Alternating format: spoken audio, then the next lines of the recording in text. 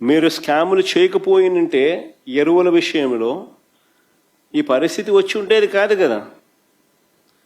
ఎరువుల కోసం 2 నెలలుగా రైతులు పడుతూ ఉన్న అగచాట్లు 2 నెలలుగా జరుగుతూ ఉంది. It's not something over night జరిగింది కాదు. 2 నెలలుగా ఇది కనిపిస్తూ ఉంది. 2 నెలలుగా రైతులు పడుతూ ఉన్న అగచాట్లు దీనికి సాక్ష్యం కాదా అని అడుగుతా ఉన్నా.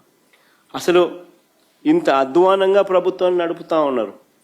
ఎరువుల కోసం అసలు రైతులు ఎలాంటి అగచాట్లు పడతా ఉన్నారు అనేది ఒకసారి ఫోటోలు ఒకసారి చూపించమ్మా. ఒకసారి క్యూలు చూడండి. ఒకసారి